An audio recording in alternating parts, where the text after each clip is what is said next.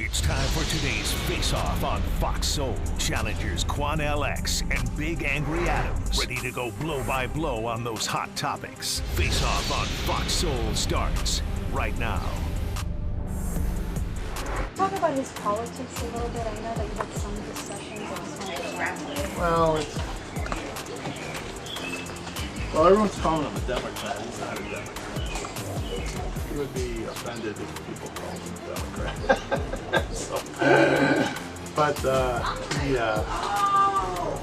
Because of this board thing he was on for Governor Walz, it wasn't to serve. He was just serving the community. But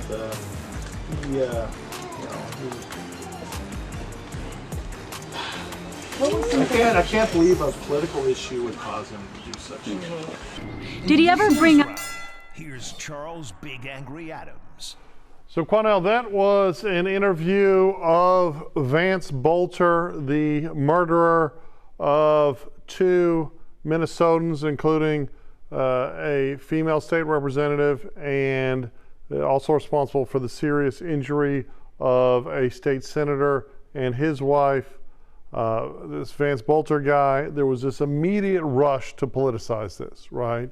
He had apparently been appointed to a board by former vice presidential nominee or candidate Tim Walz, and there was a lot of people on the right clamoring that this guy was a progressive or a leftist, and that this was based on the state representative Hortman, the female that was killed, her and her husband, on a vote where she sided with the Republicans on the extension of some benefits, some health benefits to illegal aliens.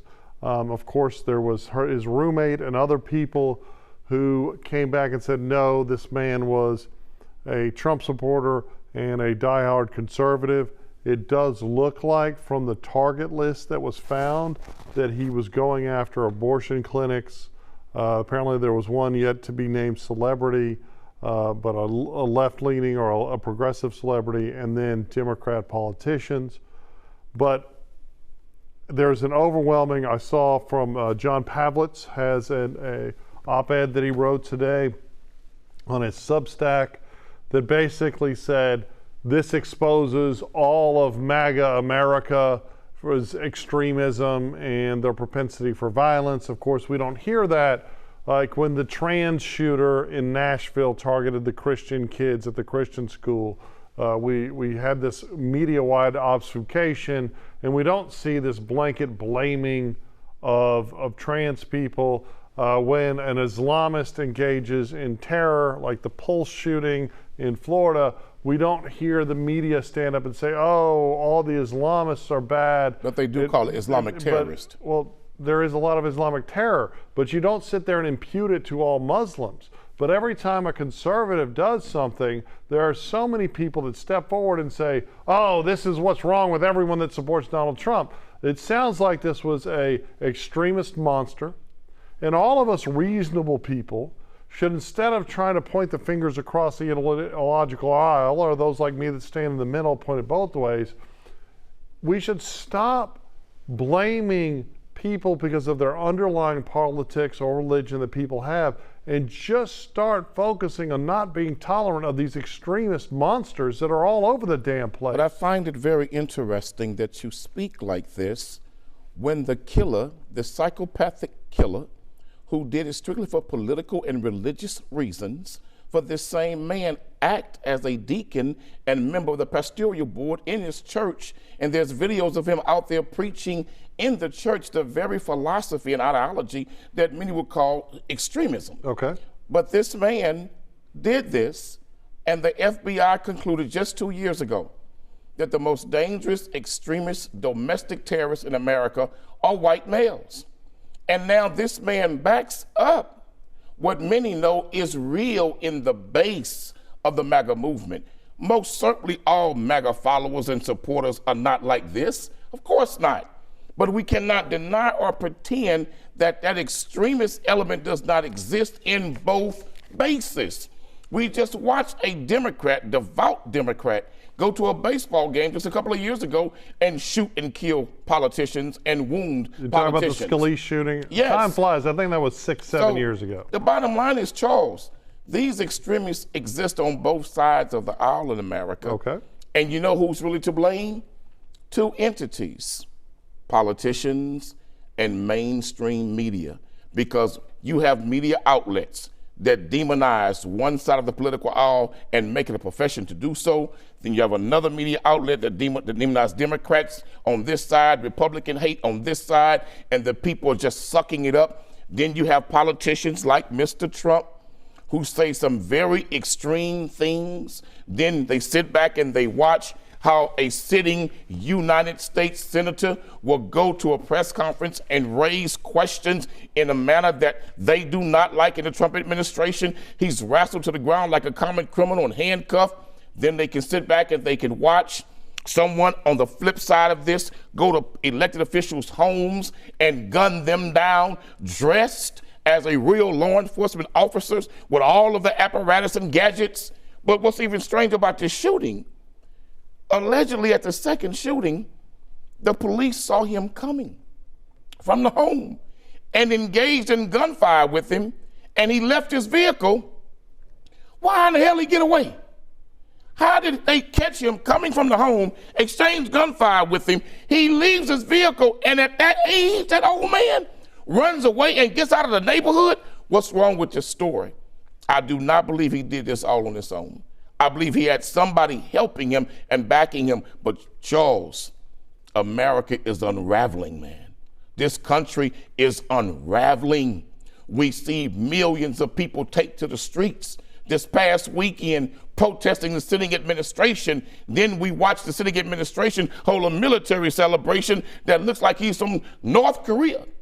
Look, man, America is unraveling.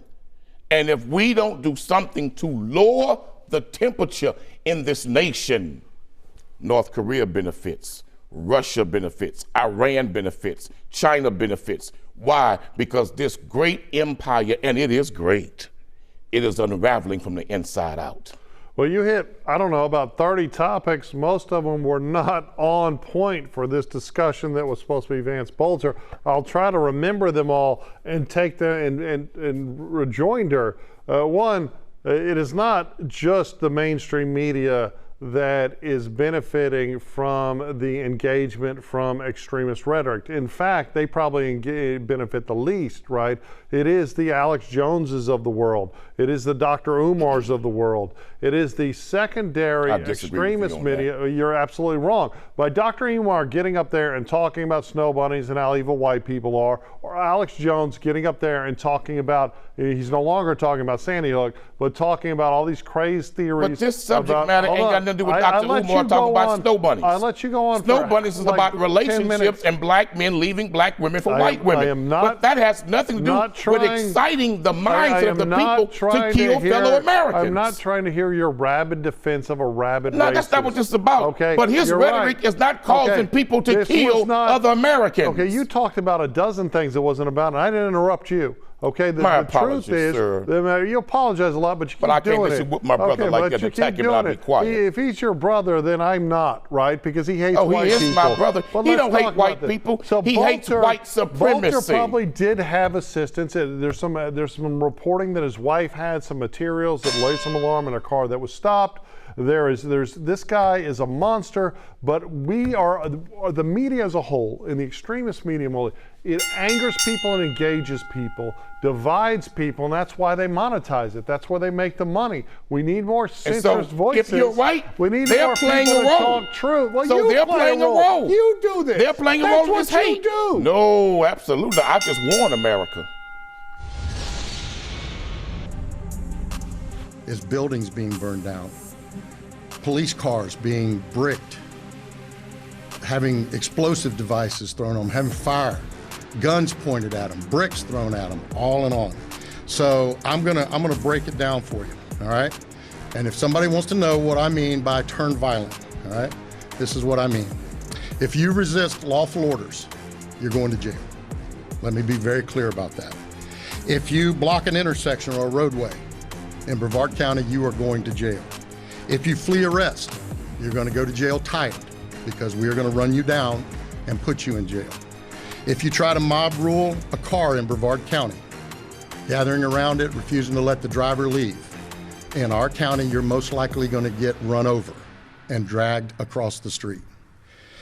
If you spit on us, you're going to the hospital and in jail.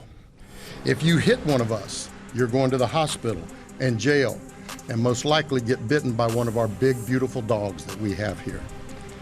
If you throw a brick, a firebomb, or point a gun at one of our deputies, we will be notifying your family where to collect your remains at, because we will kill you graveyard dead.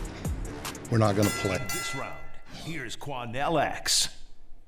Well, Charles, that was a press conference being held by a sheriff in Florida who decided to make some serious warning to those participating in the No Kings protest. He is right to warn them not to break the law, that there are consequences to breaking the law, and that they would be prosecuted to the fullest extent of the law. I understand that. But when you start making remarks about if you block a car and one of our citizens can't get through traffic and you block traffic, you might get ran over and drugged to the other side of the road. When you went further, Mr. Sheriff, to make remarks stating that if you pick up a rock, I understand that, that's a violation of the law. But then if you point a weapon at one of our officers, we'll kill you and you'll be graveyard dead.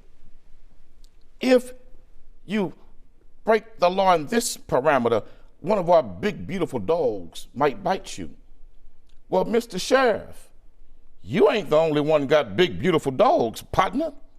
See, this man is speaking language not of a sitting elected official that respects the law and respects people's right to protest. They have a constitutional right to do that. Don't break the law, but those type of threats. Let me talk directly to Mr. Potbelly Sheriff. You hillbilly redneck. You be very careful of what protesters you choose to play that game with. Because some of us know and have participated in armed protests. And so when you threaten if somebody point a gun at one of your officers, you're going to kill them graveyard dead. Well, what happens when one of your officers prematurely point a gun at a protester, and that's illegal because they're not doing it? It's going to justify one of your deputies pointing a gun at them. Do we get to kill your deputy graveyard dead?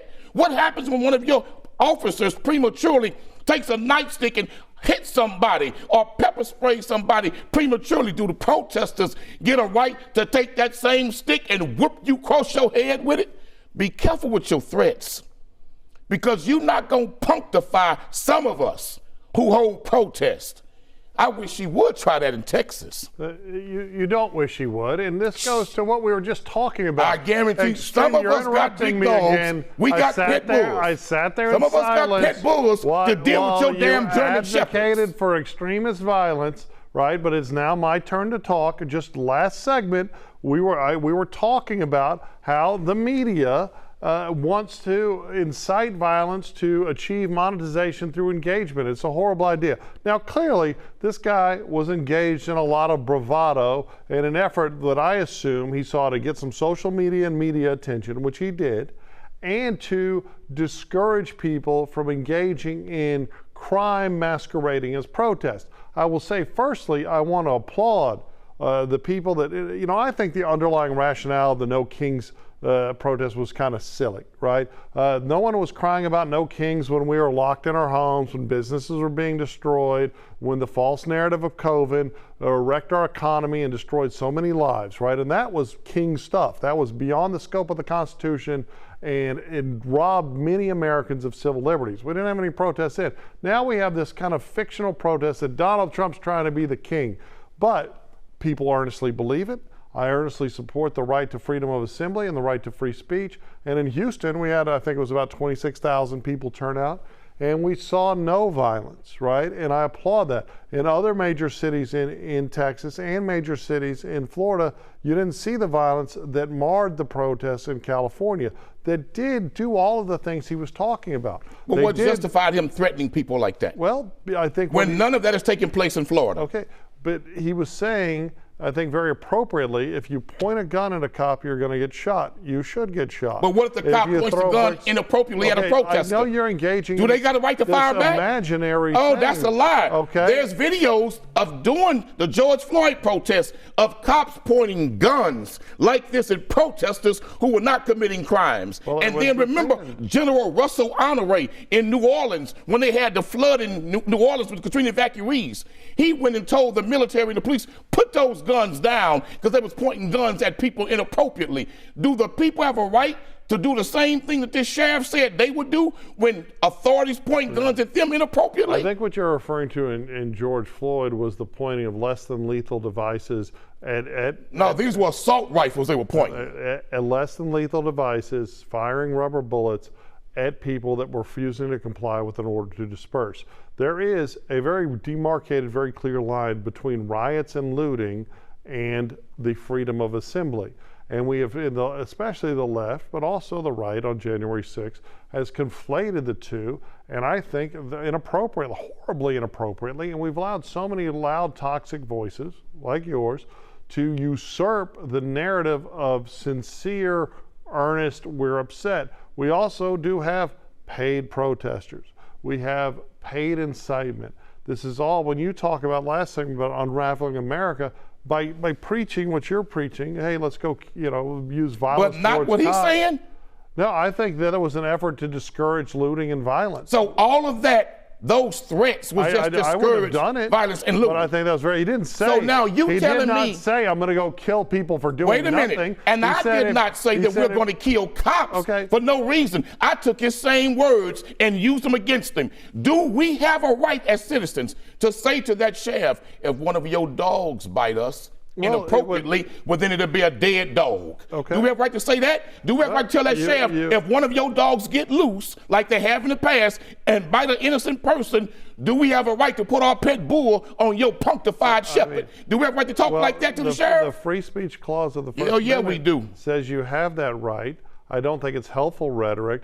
You do remind me of a time where a dog, a police dog here in town, a friend of mine's police dog, bit another officer and ripped his ball out. Oh my God. Oh my God, right? But anyway, not on topic. Let's not talk about people getting, what do you call that when they clip them, like Game of Thrones? When they neutered. Not neutered, there's a term for it. He only lost one. And neutered. I think they put it back in. But this sheriff is out of control. Look, no, I mean, those are straight up veiled threats. It's not so let me ask you a question. Let me ask you a question. But it's just like I want to be on social media. I want to be Take popular. a man like me that has led armed protests. Okay.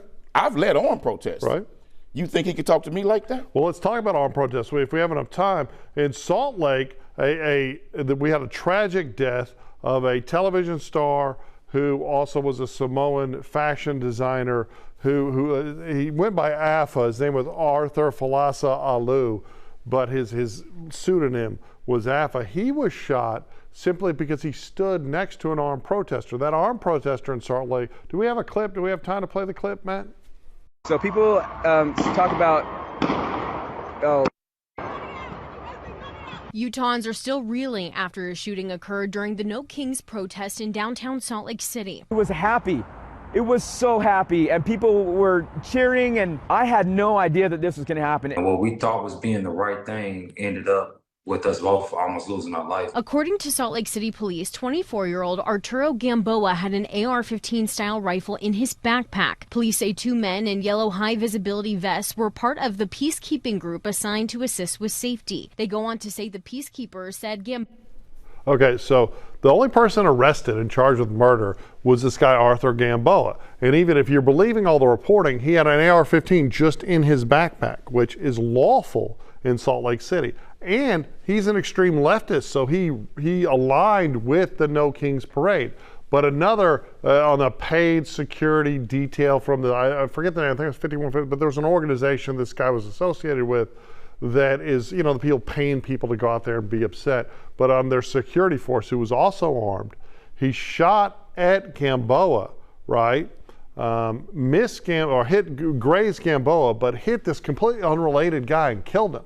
And I can't speak to Utah law, but in Texas, The right to self-defense is not transferable. The right to defense of a third party is not transferable. And if you make a mistake, you're guilty for that action because he intentionally shot that gun. It's my understanding the shooter hasn't even been arrested, and the guy that's been arrested was literally just carrying his assault rifle in a pack. That's why I That's insane. But that's why I question how authentic this reporting really is. Okay. Because it makes no sense.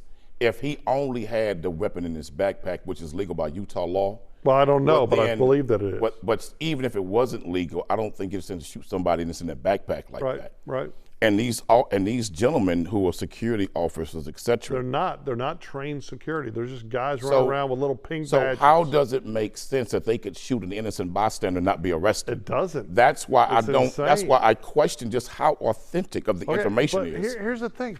About that report. report. I'm talking about. You're talking about armed protests. This is what I'm talking about. We have a freedom, like you want to talk, can I tell the sheriff that? Yes, of course you can. We have free speech. I tell we him have to his freedom of face. assembly. But you can do all that. Do we need to be running around talking about shooting and killing people? But guess what, though? Tell that to the sheriff. Okay, well, you let it was just attention because seeking. it sounded like he was trying to exacerbate the situation more than bring calm to it. The mainstream media and left-wing politicians were pretending for days that there wasn't violence. We saw Matt Seardorf. But it was really only in L.A. It was really only in L.A., not across the country. So what justified that Florida sheriff talking like that? During the George Floyd season of protests, we saw it tumble like dominoes. But it did not happen in Florida like that. Well, we did, and that's the question. Did it not happen? So what justified that half-cocked sheriff talking like that when the citizens of his county and city don't behave like that? Well, but what justified his language? They had behaved Nothing. like that in the past. No, not in his county they didn't.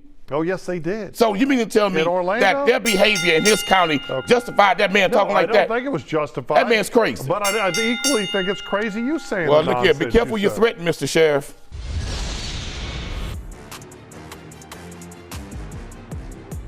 That's it for the Face-Off on Fox Soul. We'll catch you next time.